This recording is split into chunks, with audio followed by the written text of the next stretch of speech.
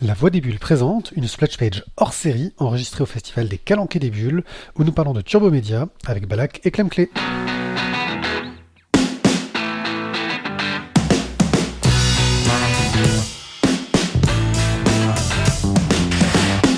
Nos invités sont Balak et Clem Clé que je vais vous présenter. Alors, issus de la philo et de l'animation,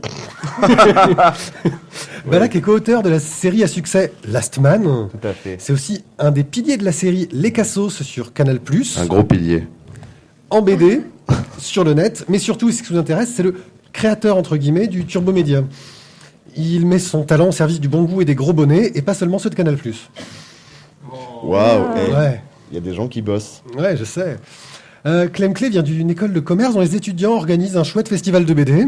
Ouais, super festival. Ouais, elle a toujours été intéressée par la BD, mais a eu une révélation en lisant le manifeste sur le Turbo Média de Balak. Tout à fait. C'est depuis une de ses disciples talentueuses, même si contrairement à son maître, elle mise plus sur son talent que sur des poitrines charnues pour se faire connaître. On était bien jusqu'à présent. Ouais, la mienne Il y n'est pas avait, assez il y charmante. avait une bonne ambiance. Ouais, je savais que ça allait vous plaire. Donc, en tant que représentant des initiateurs et de la jeune génération, ce sont donc les deux personnes idéales pour nous parler du Turbo Média. Mais d'abord, qu'est-ce que c'est que le Turbo Média ? Et j'aimerais que ce soit Clem Clé qui répond, parce qu'elle n'a pas pourquoi l'habitude et que Balak, il en a marre de cette question, je suis C'est sûr. vrai. Ok, alors le Turbo Média, c'est une bande dessinée qui se trouve sur écran numérique et quand tu cliques dessus, il se passe des choses. Voilà, c'est très Tout le vaste. monde là, tout le monde voit ce que c'est à peu près. En Non. fait, ça ressemble pas mal à un diaporama. Donc il y a une flèche à gauche, une flèche à droite. Vous allez vers la droite pour avancer dans l'histoire. Et en fait, on peut vous surprendre avec des superpositions d'images, avec de l'animation, avec de l'interactivité. En fait, on peut se permettre pas mal de choses parce qu'on se trouve sur un écran numérique. C'est-à-dire que c'est lisible sur smartphone, sur ordinateur, sur tablette, pas sur papier. Donc on profite de ce support pour vous offrir des... Des expériences, des émotions. Mais Clem, Voilà. j'ai envie de t'arrêter tout de suite. Ok, arrête-moi. Vas-y, arrête là. Arrête-moi. Dans ce cas-là, ça veut dire qu'on pourrait rajouter quoi, de la vidéo, du son. C'est ça aussi le Turbo Média ou pas? Il faut que le lecteur garde le contrôle sur sa lecture. Très important. Tout à fait. On dirait un TED Talk mais de roumain. Tu sais, TED Talk pour France Prix. Marque 1. C'est ça. C'est une des premières règles du Turbo Média. En fait, il faut que ça reste une expérience de lecture. C'est-à-dire que la personne contrôle si elle veut aller plus vite, si elle veut sauter des trucs, si elle veut prendre son temps sur une image. Donc, au contraire de la vidéo, par exemple, on ne va pas imposer un rythme à ce qu'elle regarde. C'est pour ça que pour l'utilisation de l'animation, par exemple, il faut faire très attention pour que la personne garde quand même le contrôle sur sa lecture, sur son rythme. Alors c'est vrai que ça a l'air un peu abstrait comme ça, mais c'est vrai que, comme tu dis, le principe de résumer ça en diaporama qu'on contrôle, voilà, c'est comme quand vous regardez sur vos ordinateurs vos photos, en fait. Vous cliquez à droite et puis vous revenez, et ça a l'air tout bête, mais on peut faire des choses, comme tu dis, qu'on ne peut pas faire sur papier, c'est-à-dire qu'on peut jouer sans aller dans l'animation, sans aller dans l'utilisation du son et des choses comme ça un peu compliquées. On peut jouer juste avec des images fixes, des images qui vont superposer, faire apparaître des cases, du texte, soustraire des choses, et juste avec un clic. Et c'est toute une nouvelle, entre guillemets, grammaire qu'il faut apprendre et qui a ses règles aussi. Et notamment l'animation, faire très attention dès qu'on commence à utiliser l'animation. Comme le disait Clem, il faut vraiment qu'à aucun moment on bascule de lecteur à spectateur. C'est-à-dire il faut qu'à aucun moment on se sente dépossédé de son rythme.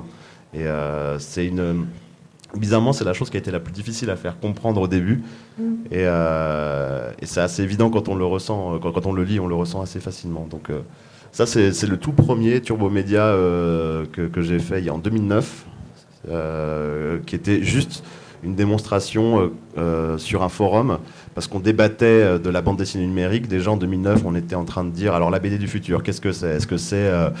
Est-ce que c'est les BD, les motion comics de Marvel à l'époque ? C'était des comics qui étaient passés à la moulinette After Effects, et qui étaient juste des vidéos avec des comédiens qui doublaient, tout ça, et juste... des images pseudo-animées, et on disait c'est ça le futur du comics. Et ou à l'inverse, c'était les applications de type AVComics ou Comixology maintenant, voilà, mais AVComics à l'époque, où on faisait rentrer juste des bandes dessinées, on faisait rentrer Boule et Bill dans un smartphone, et on avait une lecture automatisée où on avait le case par case, où on se baladait de manière automatisée aussi, d'une case à une case. Voilà, on disait c'est ça le futur. Et moi, comme je suis un sale geek qui traîne sur les forums et qui fait rien de sa vie, et bien quand je voyais ça, je m'énervais et je faisais comme tous les trolls, je disais bah non, c'est de la merde. Et j'avais ma petite idée sur ce qui pouvait être cool, parce que j'avais vu par-ci par-là sur internet des gens qui avaient tenté des choses, et je m'étais fait une petite théorie dans la tête. Et du coup, sur ce forum, les gens m'ont dit oui, on sait que tu parles tout le temps de ça, mais c'est plus simple de montrer en fait. Et j'ai pris juste une après-midi pour faire cette démo-là. C'est pour ça que c'est dessiné avec autant de brio. Et c'est écrit de manière... voilà. Ça reste lisible. Hein. Ça reste lisible. Mais voilà, juste pour montrer ça, sur ce forum, qui est un forum français qui s'appelle Katsuka, qui est le meilleur site du monde, on peut le dire. Et donc la réaction des gens a été assez... j'étais assez surpris parce que je m'attendais à genre, ouais, c'est de la merde, à 50-50.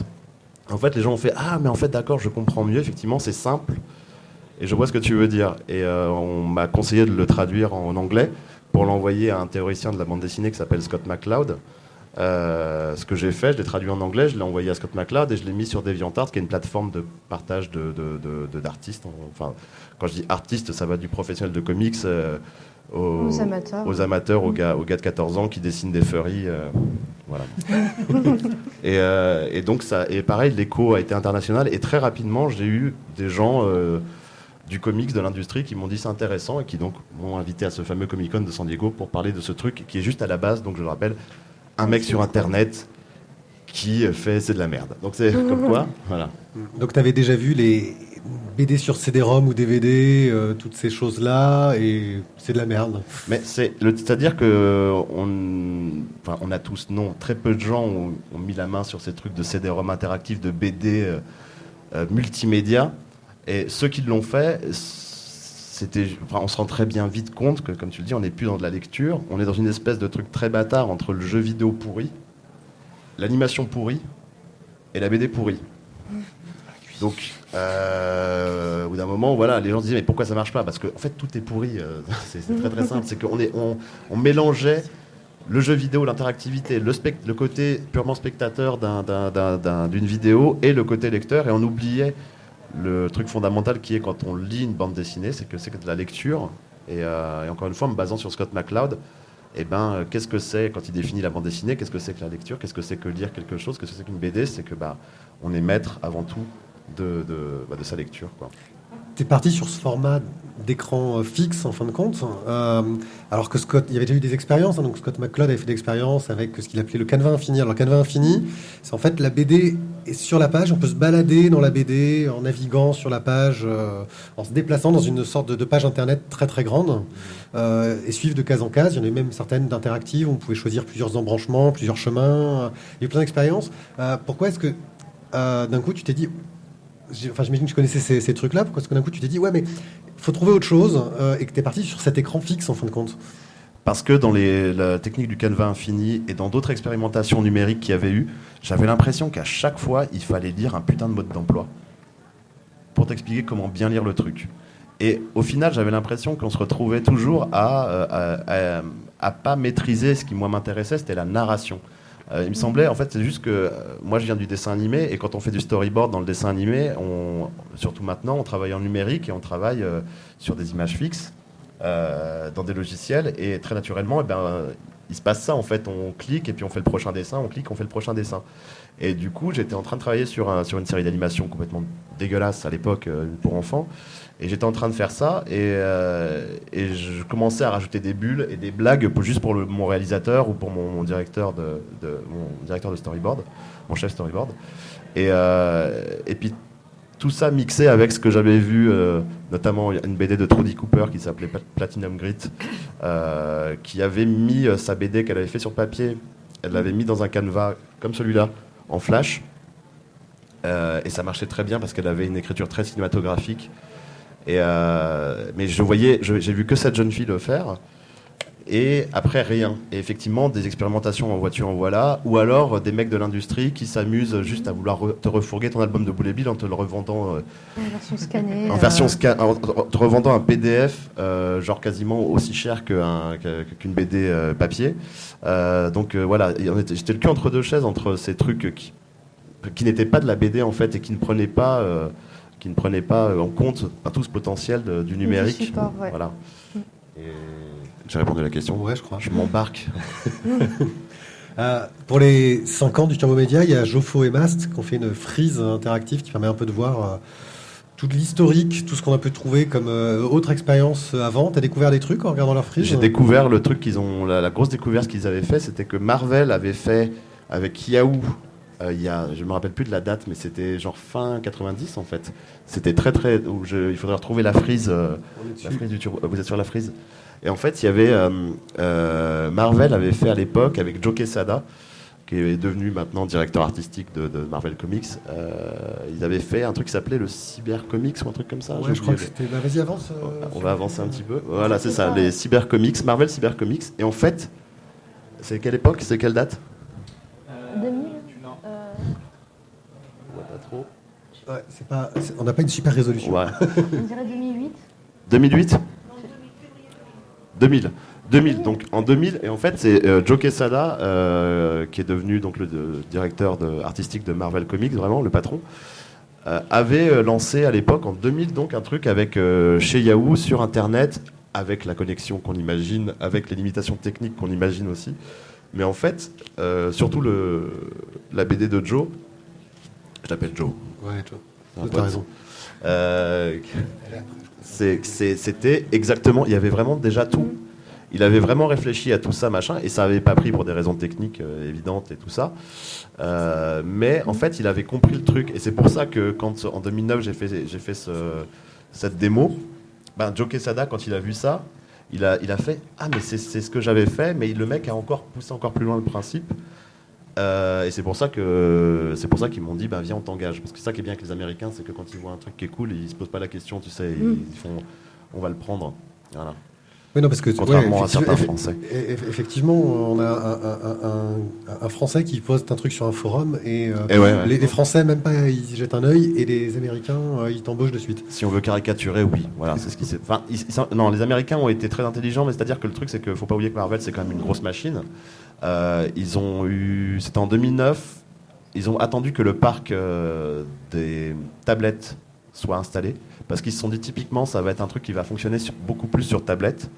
Ils ont attendu que ça se démocratise un tout petit peu, mais dès qu'ils ont vu que les chiffres commençaient à être en hausse de la vente des tablettes et tout ça, directement ils m'ont appelé, ils m'ont dit ok on y va, on tente des choses, on finance ça à perte, on s'en fout parce que voilà, on fait ça sur un gros event qui était à l'époque Avengers versus X-Men, AVX, et on fait des petits spin-offs et on voit comment ça prend. Et de manière critique ça a plutôt bien pris d'ailleurs.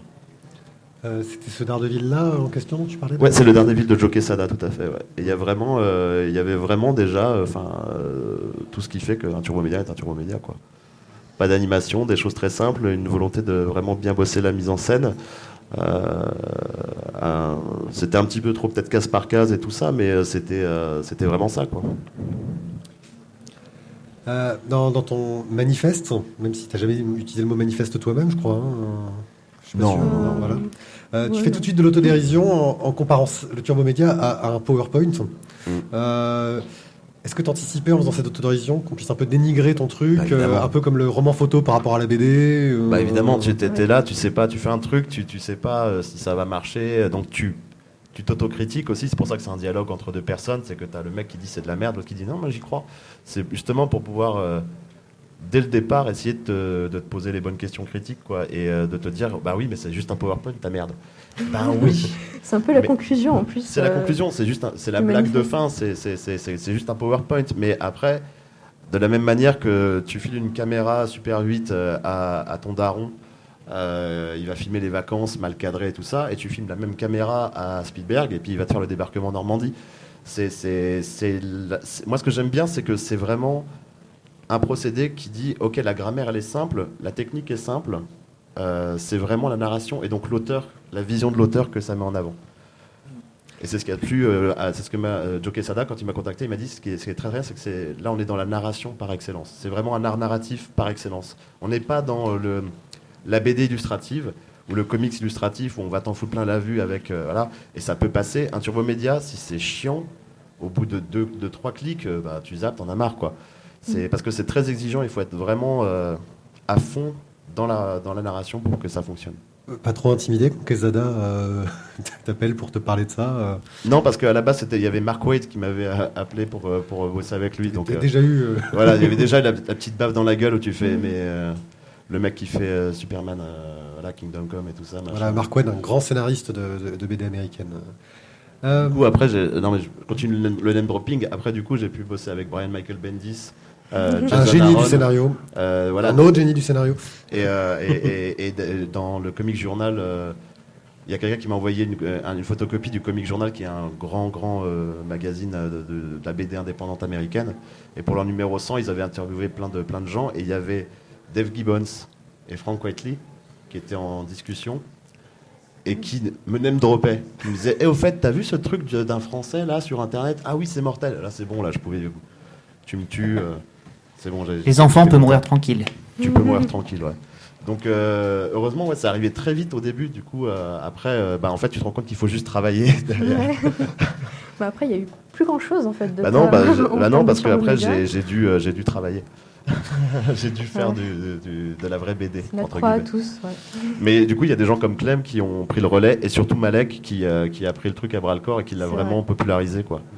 Toi, Clem Clé, quand tu as découvert le manifeste, ça tout de suite t'as changé ta façon de voir les BD? Ouais, carrément. J'avais trop envie de faire ça. Mais à l'époque, en 2009, j'étais encore dans mes études, j'étais en prépa, et j'avais pas trop le temps de faire ça. En fait, quand j'ai vu le manifeste de Balak, ça m'a donné envie d'en faire, mais surtout, ça m'a donné envie d'en lire.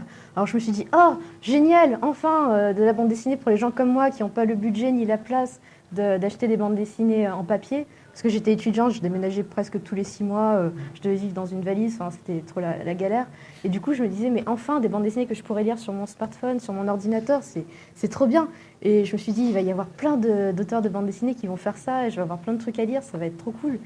Et en fait, pas tellement. Il y a eu Malek, bien sûr, et d'ailleurs, j'adorais son travail, mais finalement, c'était loin du phénomène, de l'ampleur que j'imaginais, en fait, quand j'ai vu ton manifeste. J'appelle ça manifeste, mais en fait, je sais pas trop comment le dire. T'as des mots? C'est le mot qui a été donné par tout le monde, en fait. Ouais, voilà. Tout le monde, je crois que c'est le manifeste du turbo média. Ça fait classe. Ça fait mouvement artistique. C'est ça. La version Eddie Barclay s'appelle le livre blanc. Voilà, c'est ça. Et du coup, j'en ai fait parce qu'il n'y avait pas le type de turbo média que j'avais envie de lire, et puis parce que j'avais envie de découvrir ça aussi. Voilà. T'as eu des difficultés à assimiler ces règles du turbo média qui n'étaient pas totalement posées, j'imagine, et pas complètement claires. Par exemple, toi, Balak, quand tu as commencé, tu mettais pas du tout d'animation. Malek, lui, a commencé à mettre des petites séquences d'animation derrière. Alors, soyons clairs sur Soyons clairs. Sur l'historique. J'ai commencé à expérimenter en mettant de l'animation dans les turbo médias, dans des petits tests. Et c'est quand il a vu ça que Malek a dit ah putain, on peut faire du dessin, on peut faire de l'animation. Et du coup, lui, il a été à fond là-dedans parce que vraiment l'anime, c'est vraiment son truc. Mais c'était vraiment de manière empirique, on essayait de trouver qu'est-ce qui était de l'ordre de la BD et encore de la lecture, et quand est-ce que ça basculait du côté du spectateur et de la vidéo, quoi. Oui, parce que c'est vraiment en général des séquences d'animation très très courtes, des petites boucles, ou des boucles, de façon à ce que ça ne ralentisse pas la lecture, justement. De façon à ce que tu sois pas en train d'attendre la fin d'une animation pour pouvoir passer éventuellement à la suite. Et donc, oui, je reviens sur la question Clem Clé. Au niveau de ces règles, justement, est-ce que tu es parti complètement à l'arrache sans savoir où tu allais en disant on va voir? Complètement à l'arrache, je connaissais rien du tout. J'avais juste envie de le faire et j'ai demandé l'avis à personne. Je me suis dit, voilà qu'il a fait un truc sympa, je vais m'en inspirer. Et voilà, ça a fait mon premier turbo média. C'est seulement par la suite, en fait, où des gens m'ont dit, en fait, il y a des règles. En fait, tu devrais plutôt faire ça comme ça et ça comme ci. Et finalement, j'ai découvert une vraie communauté en fait autour du turbo média, et c'est comme ça que vraiment j'ai appris. Mais sinon, oui, ça venait d'une envie spontanée de me lancer dans le truc. Tu t'es pas fait démonter on t'a pas dit c'est de la merde, on t'a dit essaye comme ça serait mieux plutôt. Oui, ça, voilà. En fait, c'était des gens très enthousiastes. J'ai pas eu beaucoup de trolls ou d'avis négatifs. En fait, j'ai trouvé des gens très enthousiastes qui disaient c'est cool que t'en fasses, peut-être qu'on peut t'aider à améliorer le truc, et vraiment c'était super sympa. Alors juste, je veux te dire un truc, c'est qu'on me dit souvent mais après t'as plus rien fait. Mais non, en fait, le truc, c'est que j'ai fait énormément de choses pour Marvel. Et bizarrement, du coup, c'est pas identifié comme étant du Turbo Média. Ce sont des Infinite Comics qui sont faits machin. Et en fait, du coup, les gens qui disaient Turbo Média ou ça, savaient même pas, limite, que ça existait, en fait. Et que nous, les Français, on n'a pas accès à ça. Voilà, c'est vrai que c'est pas traduit. Les versions papier, l'adaptation papier sont traduites. Mais c'est vrai que c'est que aux États-Unis que Marvel a lancé cette gamme des Infinite Comics. Oui, c'était des suppléments, je crois. On scannait avec le téléphone et ça arrivait directement dessus. Il y avait un truc comme ça. Ouais, tu pouvais acheter le truc papier, tu scannais le QR code et tu avais l'épisode inédit en format numérique. Mais on a bossé parce que du coup j'ai amené dans mon giron les petits Joffo et Mast qui bossent pour Marvel de manière régulière du coup derrière. Et on a, mine de rien, il y a quand même, je sais plus, mais il y a plus d'une quarantaine de titres qui sont sortis, avec y compris des séries longues. On a lancé les premières séries entièrement en numérique, donc en Turbo Média et pour Marvel. Il y a eu 5 séries qui ont été lancées maintenant il y a 3 ans. La première est en Wolverine, sur laquelle j'ai bossé. Donc non, la BD numérique de création, il y en a beaucoup du côté de chez Marvel en fait. Ouais, mais c'était... t'avais essentiellement, toi, Joffo, Mas, vous aviez essentiellement un travail de storyboarder pour le coup. Ouais. Il y avait un autre dessinateur, il y avait un scénariste, un dessinateur. Ouais. C'est vrai que vous étiez un peu relégué à la technique et pas trop mis en avant, j'imagine. C'est Non, que ça donne. Oui, après oui, c'est vrai que en plus là aux États-Unis, ils compartimentent beaucoup les rôles. Mais sur les premiers Turbo, j'étais co-scénariste avec Mark Wade sur AVX. Et ils essayaient de trouver juste la méthode, quelle était, parce qu'on ne savait pas combien d'écrans, c'était encore des questions, combien d'écrans, combien de machins, quelle est la fréquence, comment on s'organise avec le dessinateur, avec le machin, d'un point de vue complètement technique, comment on s'organise avec le moteur qui est Comixology, qui n'est pas fait pour ça à la base, et qui nous bride aussi par rapport à quand on en fait juste nous dans notre coin en Flash ou en HTML5. Malheureusement, Comixology, le moteur de Comixology et de ce genre de choses nous empêche de faire tout ce qu'on pourrait faire en Turbo Média. Donc c'était comment contourner les contraintes techniques. Donc c'est vrai que malheureusement, c'est pas du Turbo Média dans sa expression la plus aboutie, ce qu'on a fait pour Marvel, mais c'était du Turbo Média qui se confrontait aux réalités du marché et des outils, et voilà. Justement, parlant d'outils et de techniques, tu parles de Flash, d'HTML5. Il y a longtemps, enfin que ça commence à arriver, mais il n'y a pas eu d'outils dédiés à la conception entre guillemets de Turbo Média. Donc il y a des outils qui sont en train de... Est-ce que vous pensez déjà que cette absence d'outils, ça a été un frein peut-être au développement de cette façon de raconter ? Assurément. C'est pour ça que je me suis pas lancée dedans tout de suite. Moi, je connaissais pas Flash, je connaissais pas trop HTML5. Du coup, j'ai attendu de plus m'y intéresser au côté technique avant de me lancer là-dedans. J'ai dû apprendre, l'HTML5, le CSS3 pour me lancer là-dedans. Et même avec ces bases-là, c'était pas suffisant. Donc, j'ai dû passer par un éditeur d'HTML5. Enfin bref, vraiment mettre la main dans le code, les mains et les pieds. Et pour faire mon premier Turbo Média. Mais maintenant, j'ai de la chance parce que, en fait, suite à mon premier Turbo Média, j'ai rencontré Batraf, qui est aussi le développeur qui travaille avec Malek, et qui m'a dit écoute, c'est chouette ce que tu fais, par contre, ça marche pas très bien en fait. Du coup, je peux t'aider à le faire gratuitement et vraiment bien. Et depuis, il m'aide sur tous mes Turbo Média. Donc, d'ailleurs. Ouais, si vous êtes intéressé par ça, ouais. oui, Batraf, qui est le programmeur on a monté une société avec Malek qui s'appelle Turbo Interactive. Et Batraf s'occupe de toute la technique. Et c'est vrai qu'il donne des coups de main à tous les jeunes et moins jeunes qui veulent se lancer d'un point de vue purement technique. Et il est très très bon. C'est-à-dire que, comme tu dis, il y a des outils pour ancrer là, qui commencent à émerger. On attend de voir comment ça marche, ce que ça donne. Parce que c'est vrai que l'outil, c'est primordial. Je sais qu'il y a un discours chez certains auteurs, certains théoriciens de la BD numérique qui nous disent « Mais non, mais c'est... accessoire, il faut que les auteurs qui veulent faire de la BD numérique mettent la main dans le code, mettent la main dans le code, mettent la main dans le truc, apprennent tous les logiciels. Je dis mais t'es sérieux ? Moi, si jamais j'avais pas eu Flash et que ça n'avait pas été mon instrument de travail dans le dessin animé, et que non seulement j'avais pas eu Flash, mais j'avais pas eu la version Flash MX ou Flash 8, je sais plus, où il y avait dedans un truc tout fait un template tout fait pour faire Du slideshow, ouais, du diaporama. Mais jamais je l'aurais fait. Jamais, parce que je suis une feignasse, je suis comme tous les auteurs de BD. Dès qu'on commence à me parler de code, je fais, c'est pas mon métier, tout simplement. Et évidemment que plus c'est simple, enfin, faut pas être sorti de Saint-Cyr. C'est quoi qui marche le plus en ce moment? C'est YouTube. C'est parce que maintenant, n'importe qui a un téléphone avec une caméra, peut s'enregistrer et l'uploader ultra facilement sur Internet.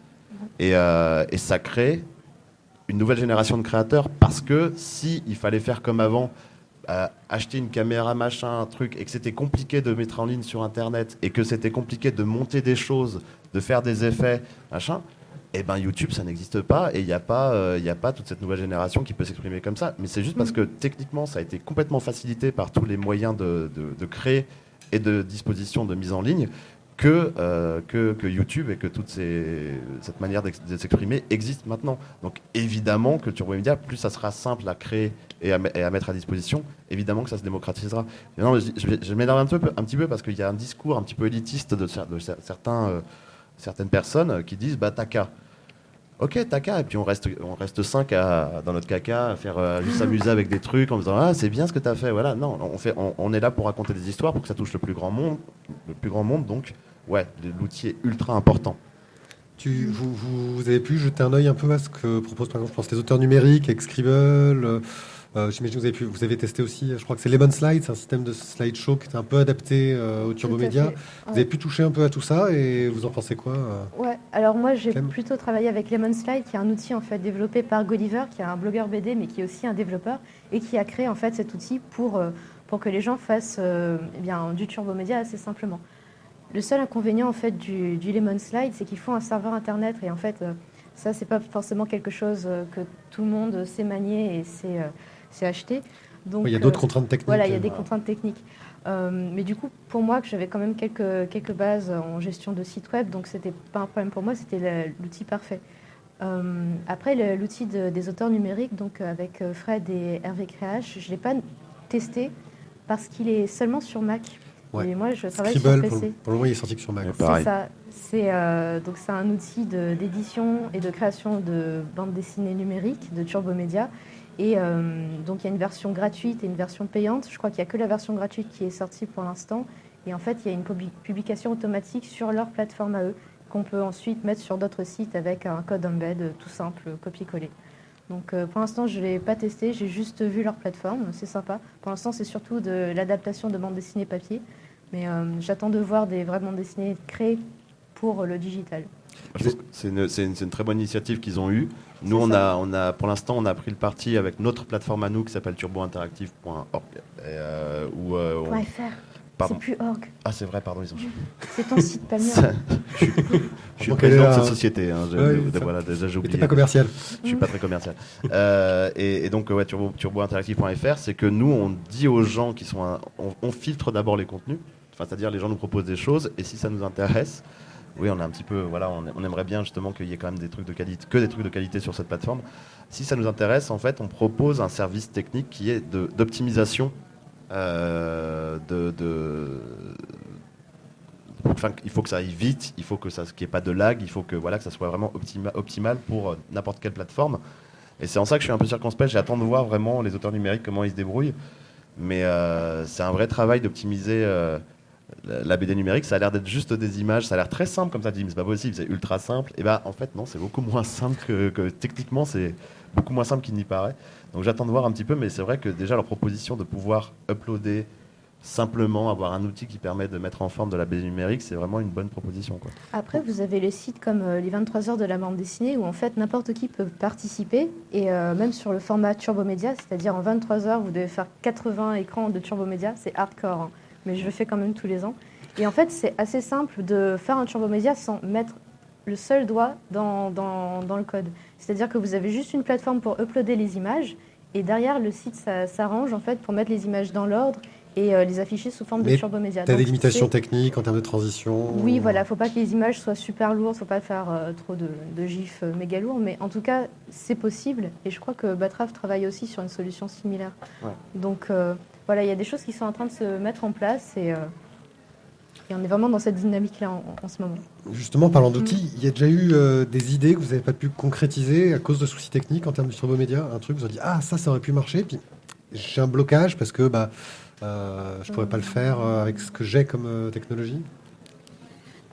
Alors moi, pour mon premier Turbo Média, je voulais le faire avec les Lemon Slide, mais à un moment, je devais utiliser un lien HTML, et avec le Lemon Slide, je ne pouvais pas. C'est pour ça que je l'ai fait en HTML5. En fait, il n'y a pas vraiment d'imitation technique, surtout quand on a les bons interlocuteurs, comme notamment Raph. C'est ça. S'il y a des trucs où des fois, tu aimerais faire des choses à choix multiples ou à tout ça, le truc, c'est que c'est plus complexe à faire, en fait. C'est plus complexe à aborder, mais techniquement, tout est possible, en fait. Il n'y a pas vraiment de choses impossibles à faire, sauf quand on travaille, malheureusement, avec un moteur externe, comme en l'occurrence comme Mixology, où là, les contraintes sont assez lourdes par rapport à quand on le fait dans notre coin tout seul, quoi. C'est vrai, depuis que j'ai rencontré Batraf, je n'ai plus aucune limitation technique, sauf celle de la puissance de mon ordi, qui est réelle. Ça... Trop puissance Batraf. Ouais. Donc, Turbo Média est en train un peu de se trouver son langage propre.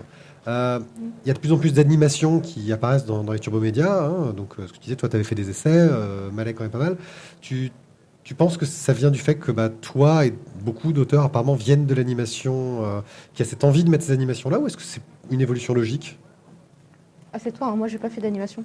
Je pense que c'est... Non, je sais pas, parce que t'en mets un tout petit peu aussi quand même, si tu mets de l'animation alors que t'es pas forcément animatrice à la base. Voilà, c'est ça, c'est terrible. Hein. Non, mais elles sont bien d'ailleurs. Mais je pense que c'est venu naturellement parce que c'est mon métier à la base, d'être animateur, c'est ma formation, que je pense que les gens qui sont le plus épanouis dans le Turbo Média, c'est des gens qui ont à la fois un pied dans la BD, un pied dans le jeu vidéo et un pied dans l'animation, qui arrivent à comprendre les différents médias, mais qui les assimilent pas comme étant pareils en fait, et qui vont piocher un petit peu partout. Et du coup, non, c'est juste que moi j'aime animer, que tout à coup il y a un truc qui me permet de faire de la bande dessinée, c'est-à-dire de pas m'emmerder non plus à tout animer, de pas m'emmerder à... C'est très long l'animation. Et de juste le mettre là où il faut le mettre pour renforcer la narration. Donc c'était un petit peu gagnant-gagnant, quoi. Je pouvais faire de la BD, mais animer quand même. Donc voilà, c'est aussi pour ça que le format me plaît personnellement, quoi. Là, quelqu'un qui veut commencer le Turbo Média, est-ce qu'il y a des trucs que tu dirais surtout il y a des choses à pas faire, qu'est-ce que ce serait ? Tu peux répondre aussi, hein, Clem, vu que tu as aussi expérimenté. Qu'est-ce qu'il y a à pas faire ? Briser le rythme de lecture en fait du lecteur, mettre des vidéos ou des animations qui en fait interrompent en fait le rythme du lecteur.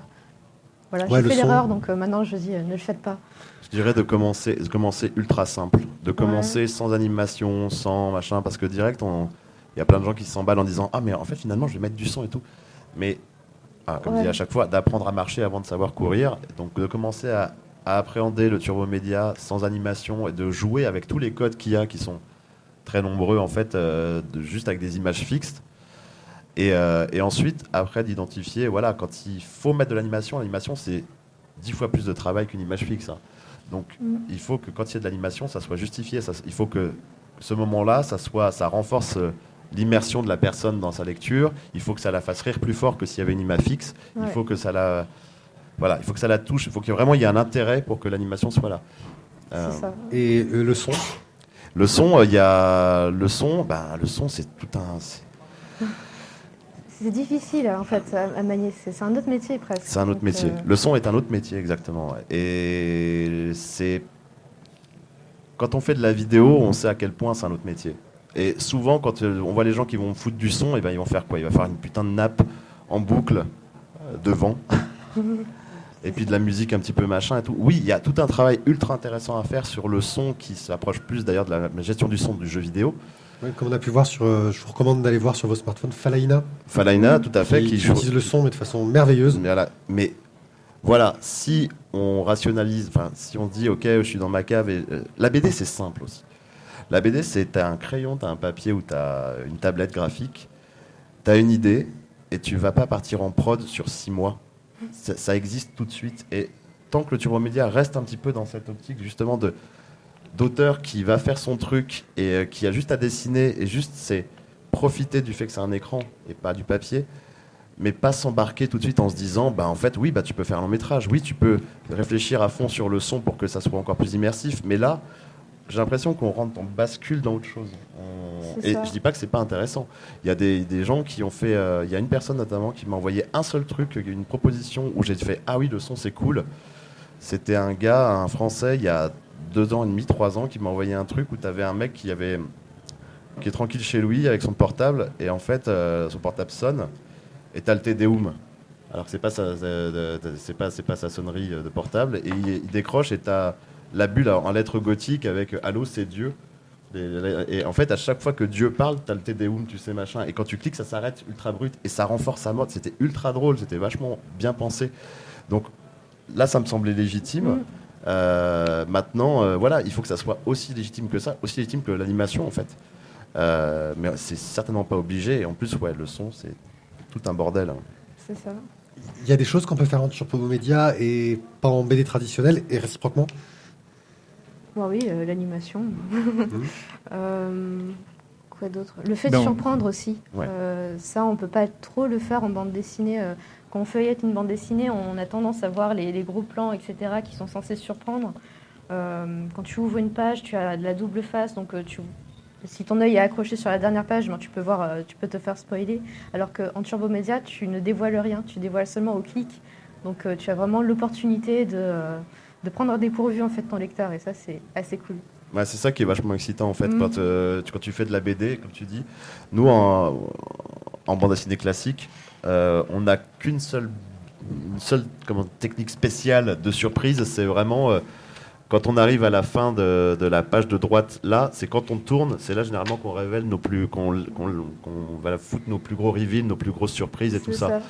C'est vraiment notre botte secrète, quoi. Ouais, ils le font pas mal dans Walking Dead, je sais pas si vous connaissez. Beaucoup dans Walking Dead, dans les mangas, enfin voilà, ouais, c'est dans les mangas aussi, c'est vraiment, et c'est un truc, mais même dans Tintin, c'est l'enfance de l'art, c'est la dernière case machin, c'est oh mon Dieu, capitaine, oh mais qu'est-ce qui se passe? Voilà, c'est ça. Il se fait violer.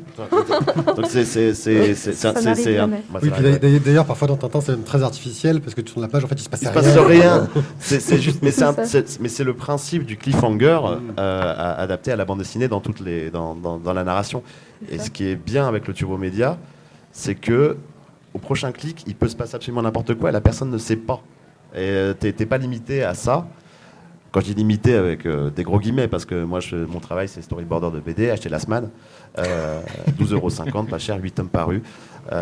Et c'est génial de jouer avec ces contraintes, parce que c'est que ça, hein, l'art, c'est de jouer avec des contraintes. Et le truc qui est quand même excitant, c'est qu'avec le Turbo Média, il y a des gens qui l'ont fait, il y a des Turbo Média d'horreur, il y a des choses de... Tu l'as fait d'ailleurs.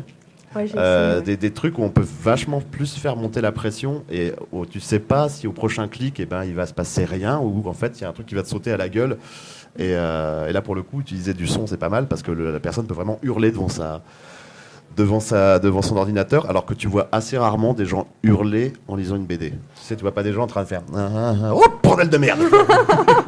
Ça n'arrive pas, alors qu'en Turbo Média c'est possible en fait. Ouais.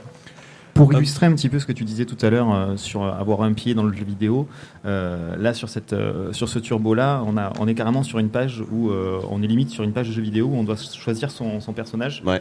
Et en cliquant sur différents personnages, en fait, on va atterrir sur la suite de l'histoire avec tel personnage. Et c'est pas la même chose. Quand on avance, qu'on veut revenir en arrière, on va repartir sur un écran, encore une fois, comme sur un écran de jeu vidéo, revenir au début ou revenir sur l'écran de sélection des personnages. Tout à fait. Et c'est quand même vachement cool. Et c'est quelque chose qu'on ne peut pas faire en BD traditionnel. Tout à fait. Oui, tout ce qui est interactivité, effectivement, ou même juste langage HTML, faire des liens, etc., c'est quelque chose qu'on ne peut pas faire avec du papier. Choix multiples aussi. Exactement. Enfin, on peut le faire en papier, mais bon, ton bouquin il fait comme ça. Ouais. Bon allez, c'est rigolo votre truc, mais c'est sur le net, donc c'est gratuit. Comment on gagne des sous avec ça? Alors, Valak. Très désagréable. Ouais, alors c'est la question. Et ben, en fait, il y a Marvel a réussi à trouver un modèle avec ça. C'est pour ça que c'est bien. Ça fait 3-4 ans maintenant qu'on fait de la BD numérique de création avec les Américains. Ils savaient pas non plus comment on allait faire de la BD. Ben, alors ils ont testé le gratuit, le petit bonus, le machin. L'épisode vendu quand même assez cher, l'épisode vendu un peu moins cher. Et en fait là ils sont arrivés à une espèce d'équilibre parce que bon ils ont le marché aussi. ils ont les licences qui fait que les gens vont voir quand même, mais bon, ça a mis du temps. Et là, ça va. Les ventes de création de BD numérique de Turbo Média à l'américaine, ça équivaut à des ventes moyennes de comics numérisés. Donc voilà, on est arrivé à une espèce d'équilibre. Ils ont trouvé un modèle aussi qui est que plutôt que d'adapter des BD papier en numérique, et ben là on fait exactement l'inverse. On prend les BD numériques et on les réadapte en papier, on les remet en page, si possible avec l'auteur original qui remet ça comme il faut. Moi je sais que sur Wolverine c'est pas moi qui l'ai fait. Je sais que Geoffrey Masse le font. Ce qui a été fait sur Media Entity, qui est une bande dessinée Media Entity, ouais, qui est sortie en album, mais qui avait été pensée comme du Turbo Média à la base. Il l'avait pensé même pour les deux médias en même temps, déjà dès le départ. Mais il faut se méfier un peu de ça parce que du coup tu te limites, même si tu essaies de pas te limiter, tu te limites quand même.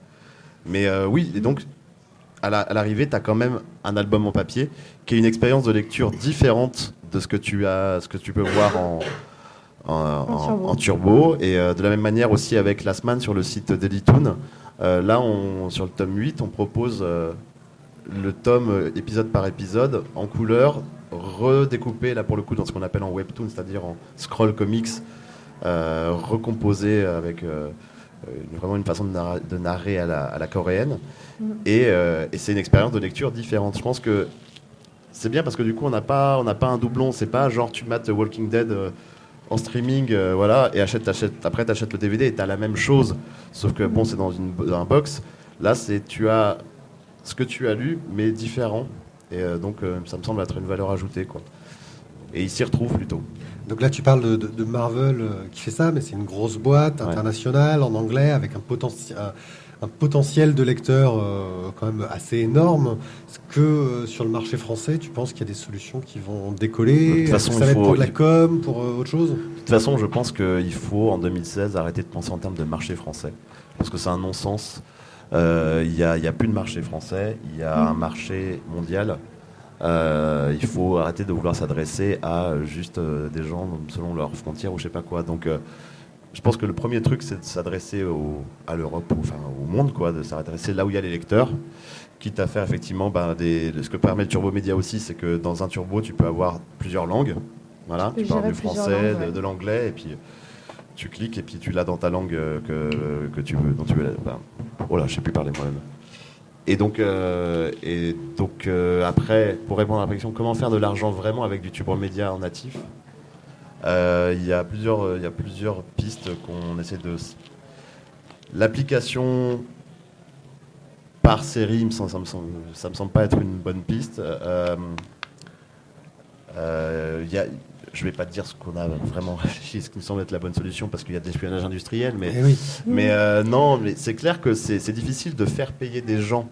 Tout le challenge, c'est de faire payer des gens pour du divertissement, qui est de la bande dessinée, qui est pas non plus On est derrière les jeux vidéo et les petits chats sur YouTube quand même. Au niveau de les gens, ils vont plus facilement aller là-dessus et puis payer même des jeux vidéo en application. Vraiment, je pense que là où les gens sont le plus prompts à débourser des sous, c'est dans ce marché qu'on appelle le jeu vidéo. Donc il faudrait lancer du Turbo Média pour le jeu vidéo, ou sinon des commandes. Je sais que sur les Cassos, c'était une adaptation Turbo Média là-dessus. Est-ce que c'était une volonté de Canal Plus pour la série, ou Non, c'était nous qui le voulions, c'est nous qui l'avons dit ça à Canal et qui nous ont laissé le faire, qui l'ont foutu dans leur site un petit peu perdu. Et ils vous ont payé pour ça spécifiquement, ou c'était du bonus que vous leur offriez Oula, si tu savais combien ça coûte les Cassos. Ouais. Voilà. Non, on l'a fait un petit peu avec notre sueur et l'argent du producteur, l'argent de la banque. Et oui, mais ça peut être effectivement de la promo. On a fait des petites choses comme ça pour de la promo pour vendre des bouquins. On a aidé un auteur à faire merde, j'ai un trou. Le renard. Le méchant renard. Oui, Benjamin Renner, qui a fait un turbo à choix multiples, et là on l'a aidé techniquement à faire son turbo, et ça a été un outil de promo qui a ultra bien marché, c'est-à-dire que c'était un petit jeu BD narratif dont vous êtes le héros, et à la fin on faisait gagner le bouquin ou pas machin avec les éditions Delcourt, Et c'est vrai que c'était un très bon outil de promo, mais parce que l'histoire était géniale, que c'était l'auteur qui l'avait fait. Et donc c'est vrai que ça peut être un bon outil de promotion. Maintenant, une fin en soi, où tu te dis je vais acheter mon turbo, je pense que il y a quelque chose à trouver avec le modèle économique qu'ils ont en Corée, avec le webtoon, parce qu'il faut savoir qu'en Corée, le webtoon, c'est-à-dire la BD exclusivement numérique, ça a dépassé de très très loin les ventes papier. C'est vraiment un... Il y a des superstars maintenant. Ça existe depuis, ça s'est vraiment démocratisé depuis à peine 3 ans. Et maintenant, en BD numérique, en Corée, tu as des studios, des gens qui sont... ils se font des yucks en or. C'est un truc de ouf. Il y a une nouvelle génération d'auteurs qui émerge et la BD se consomme exclusivement sur smartphone. En Corée, tu vas en boîte de nuit à 2h du matin, il y a des gens qui sont en train de lire de la BD sur leur smartphone. C'est-à-dire c'est complètement démocratisé. Ils ont... Toutes les semaines, ils ont leur épisode et c'est vraiment rentré dans les morts. C'est un modèle qui a ses ramifications, donc c'est des plateformes. Il n'y a plus vraiment d'éditeurs, il n'y a même plus du tout d'éditeurs, il y a juste des auteurs, des studios et qu'on appelle ça comme une espèce de Yahoo de là-bas ou une espèce de un gros diffuseur où les auteurs traitent directement avec, ou les studios directement avec, ou les agents des auteurs là. Il n'y a plus vraiment d'éditeurs en fait. Et donc c'est un modèle qui est très intéressant et qui marche vraiment. Alors est-ce que c'est culturel? Parce que par exemple au Japon, ça n'a pas pris le numérique. Ils ont fait des choses, ils ont essayé de faire quelque chose, mais ça n'a pas pris. Parce que l'industrie du livre aussi est antédiluvienne au Japon. Et cette transition, les éditeurs japonais n'ont pas réussi à la faire vraiment. Par contre en Corée, ça a été une circonstance quasi culturelle, c'est-à-dire que c'est grâce à la censure des livres, parce qu'il y a eu une loi qui est passée, je ne sais plus, dans les années 2000 en Corée, qui censurait de manière assez agressive les bandes dessinées. Et le secteur a fini par mourir un petit peu. Et il y a une espèce de second souffle de bande dessinée qui est né dans le numérique, parce que du coup, les gens pouvaient faire absolument ce qu'ils voulaient. Et ils ont fini par créer ce nouveau média. Et donc, on va dire, c'est marrant, c'est l'endroit où en fait la BD papier a été la plus faible, que du coup la BD numérique a pris énormément d'ampleur. Et là, par contre, où la bande dessinée est culturellement très implantée en papier, comme en France ou au Japon, et aux États-Unis, c'est encore un petit peu différent, parce que la BD numérique commence à bien fonctionner. C'est là où la BD numérique a du mal à exister en tant qu'art à part entière, parce que elle n'est pas encore nécessaire. Les gens ont encore tendance à croire que pour être auteur, il faut avoir son album qui va se vendre à 12 exemplaires, où tu vas te payer une misère. Et ben non, en fait, maintenant il y a des gens, juste en étant artistes, qui ont trouvé un modèle en Corée, voilà, peut-être regarder un petit peu au-delà de la boîte, en dehors de la boîte, pour aller voir comment d'autres gens ont fait, là où en fait juste ils avaient besoin de s'exprimer. Et ils ont trouvé Internet naturellement pour le faire. Au niveau justement au niveau du financement, justement, on a de plus en plus de propositions pour tout ce qui est financement de choses sur Internet. Je pense à Patreon, Tipeee, qui sont en gros les options où le public va pouvoir dire à chaque fois que tu publies quelque chose, j'aime ton travail, je vais te donner un peu d'argent. Tu penses que ça peut aussi fonctionner, ce genre de truc? Je sais pas ce que tu en penses, mais moi je pense que c'est oui, carrément. On est sur Internet depuis 10 ans. On a tous plus ou moins créé une communauté. On dessine naturellement sur Internet. On va sur des forums. On a des blogs. Maintenant, il n'y a plus de blogs. On a des Tumblr. On a des Twitter. On a des Instagram. Et il y a plein de gens qui ont une communauté qui va aller de 1000 personnes à des centaines de milliers de personnes. Ils ont une communauté, voilà, des gens qui, sur leur temps libre, dessinent, des gens qui ils sont dans l'animation et puis après ils vont faire des post-it et ils vont le foutre et ils vont construire une communauté sur 1 an, 2 ans, 3 ans, 10 ans. Et à partir du moment où tu as construit une communauté, on a vu cet exemple plein de fois sur Internet, ils montent un Patreon, effectivement, ils montent un Tipeee. Pour ceux qui ne connaissent pas, c'est comme un Kickstarter, mais pas pour un seul projet. C'est-à-dire que le deal, c'est à chaque fois que je vais faire un dessin, à chaque fois que je vais faire une BD, eh ben, vous avez programmé de me donner $5, $2, $10. Et à chaque fois que bon, après, il y a des limites. Hein, le mec va pas on peut donner un maximum par mois. Je ne veux pas lui donner plus de $10 par mois. Voilà, exactement. Bien sûr, c'est contrôlé. Mais en fait, ce qui fait...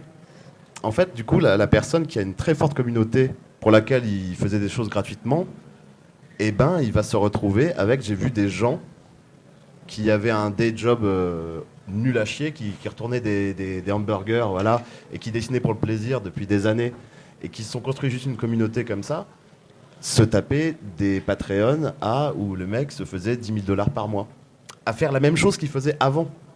C'est-à-dire dessiner pour lui, dessiner des petites histoires, dessiner des filles avec des gros seins, voilà, soudain. Et juste là, les gens lui font « Ah ben oui, je vais t'aider ». Parce que du coup, régulièrement, ils allaient avoir il y a ce rapport vachement important de l'artiste qui est lié de manière complètement nouvelle avec le lecteur, avec le consommateur de son art, je sais pas comment le dire, et qui devient une espèce de micro-mécène. Et il y a un lien très très proche entre l'auteur et le spectateur qui se crée en fait. Parce que quand tu es un Patreon, tu vas aussi avoir des avantages, toi. Tu vas donner 5 € ou 10 ou 2 €, ou selon ce que tu donnes, eh ben, tu vas avoir accès, si le mec fait des illustrations, il est très bon en couleur, il va faire des tutoriaux. Il va dire, voilà, ma technique secrète, pour toi qui paye, voilà, c'est comme ça. Il va te balancer ses PSD, ses fichiers Photoshop, où tu vas voir exactement comment il a fait ça, il va te balancer ses fichiers HD, tu vas avoir un rapport privilégié avec l'auteur. Et effectivement, moi je pense que c'est une très bonne piste, mais il faut faire le plus dur. Il faut créer sa communauté d'abord. Donc c'est pas accessible à tout le monde. Tu peux pas débarquer comme ça du jour au lendemain en disant ouais, je fais des trucs cool, tu me payes. Exactement. Moi, je suis tout à fait d'accord avec Balak. Je crois beaucoup en ces nouveaux moyens de financement. D'ailleurs, j'y participe aussi, Kickstarter, Ulule, un peu Patreon aussi, moins Tipeee. Mais en tout cas, c'est des moyens que je connais un peu. Et je trouve que c'est justement une incroyable chance qu'on a en fait à notre époque de pouvoir s'adresser directement aux lecteurs. C'est-à-dire qu'avant, les auteurs de bande dessinée, pour parler à leurs lecteurs, en fait, il y avait tous les acteurs de la chaîne du livre. C'est-à-dire que ça passait par l'éditeur, puis l'imprimeur, et puis le libraire, etc. Et en fait, la vraie rencontre se fait une fois que le livre est imprimé, diffusé et acheté sur une table de dédicace. Alors que là, en fait, ça se fait de façon très, très humaine, en fait, enfin, humaine. Plus rapproché en tout cas grâce à la technologie, grâce à Internet, grâce à Facebook, grâce aux blogs, aux commentaires, etc. Et ça, je trouve que c'est particulièrement génial en fait. Donc oui, complètement, ces nouvelles formes de financement, c'est fun. Allez, on va finir sur une dernière question. Selon vous, quels seraient les auteurs de Turbo Média qu'il faudrait suivre? Alors, pas ceux qu'on connaît, qui sont super connus, ceux là, qui émergent un petit peu et qui mériteraient d'être suivis. Alors, Forky de Paris Pixel, qui fait une série, en fait, une web. Ouais, si tu vas sur turbointeractive.fr, on pourra voir sa série. Donc, c'est une série sur deux sœurs qui débarquent à Paris et qui se font à la vie parisienne et il leur arrive quelques aventures un peu fantastiques. Donc, c'est dessiné par Forky qui habite à Paris, ça tombe bien. Et c'est vraiment bien fait. Il a déjà sa 2e saison, donc c'est des publications toutes les 2 semaines. Et voilà, moi j'aime beaucoup. Il est très fort en storyboard. Et il s'inspire un peu de l'animation japonaise, un peu comme Malek. Donc c'est très dynamique. Et voilà. Donc c'est pas ça, c'est... Ouais, voilà. Ben, ça, c'est le dernier épisode, j'ai pas encore lu. On va te spoiler. Non. J'étais à un festival. Mais moi j'ai vu le storyboard et il est vraiment très très fort. Oui, on dirait un jeu vidéo, tu peux choisir la langue, tu vois. Oui, en fait, il vient du jeu vidéo aussi, donc il y a aussi cette inspiration-là. C'est trop cool. Et toi, Balak, un jeune créateur Malek. Voilà, c'était lui que je voulais pas que tu cites. Jeune créateur, j'attends. Moi, le dernier coup de cœur, c'était vraiment Clem. Oh, je suis trop contente. Je ne savais pas. Ah si, tu le sais. Le dernier, t'en oui, as pas vu oui, chouette depuis, mais ça fait longtemps. Non, ça fait vraiment genre... Ouais, c'est ça. Oh. Et non, ouais, j'aime bien ce que fait Forky, c'est assez cool. Mais j'ai pas encore de... Non, j'ai pas encore la personne qui m'a vraiment donné un bon coup de... C'est ça aussi qui est excitant, c'est que t'attends la personne qui va te surprendre, la personne qui va faire le truc auquel t'as pas pensé et tout ça. Pour l'instant, je vois des gens qui font des choses auxquelles j'ai déjà pensé. Ça fait extrêmement prétentieux. Oui, c'est vrai. Ça fait vraiment Oui, tu es le prétentieux. créateur du Turbo Média. Non, moi, les derniers qui m'ont cassé la bouche, c'est Malek qui m'a cassé la bouche parce qu'il il a été très très loin et il a fait des trucs de ouf. Et c'est le conseil. Sur Turbo Interactive, il y a quasiment tous ces Turbo Médias qui sont mis. Voilà. Et puis Clem, vraiment, qui essaye des choses. Non, j'aime bien ce que font certains Coréens aussi, qui vont faire des choses hybrides entre le webtoon, c'est-à-dire la BD qu'on scrolle, et des effets plus Turbo Média aussi par-dessus, de manière très naturelle. Donc j'attends encore le prochain. Ok. Est-ce que vous avez des questions dans la salle? Oui, non. Pas de questions. Faites pas les timides. Hein. Non. On est gentils en fait. Vous les intimidez, je crois. Ah, si, oui, une question. En l'absence de micro dans la salle, cette question est retranscrite approximativement. Est-ce que le Turbo Média est un moyen de se faire connaître par rapport à l'édition d'aujourd'hui ?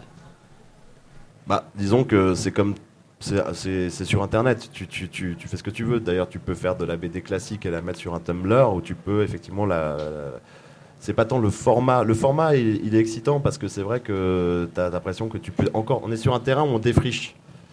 Donc c'est un peu plus excitant que de faire de la BD classique quand on est vraiment à fond dans la narration, parce que tu as vraiment l'impression que tu as encore des choses à trouver, plein de choses à trouver. Donc tu peux te faire repérer effectivement comme ça, mais après, non, c'est Internet qui est un petit peu moins mammouth que l'édition classique, on va dire, qui permet de faire un peu plus ce que tu veux. Maintenant, le truc qui est bien avec l'édition classique, c'est que tu es payé. Pas beaucoup, mais tu es payé. Et c'est vrai que le site Turbo Interactive offre une vitrine quand même. Tu es avec des gens qui font du Turbo Média aussi. On est une vraie communauté, on s'entraide sur le plan de la création, mais aussi sur le plan de la promotion. Donc voilà, je pense que c'est une bonne vitrine pour se faire connaître. Voilà, peut-être en vue d'une édition papier, ça dépend de tes objectifs. C'est bien, tu fais vachement bien la VR, peut-être mieux que moi. Hein. Ouais, pourtant je suis pas dans votre entreprise, ni rien, je suis pas payée. Nous non plus. Faut que tu l'embauches. Ouais, Ok. embauchez-moi. Bon, merci beaucoup d'avoir écouté cette conférence. Merci beaucoup à vous. Hein. Je Oui, vous merci applaudis, à voilà. vous, merci d'avoir vu. Et puis allez sur turbointeractive.fr, le meilleur site de Turbo Média du monde. Oui. Oui, voilà, je pense que... Et achetez la semaine. Et acheter la semaine, 12,50€, 8 tomes, 12 apparaître. Voilà. Ok, merci beaucoup. Merci. Geeks and Strokes, hands off.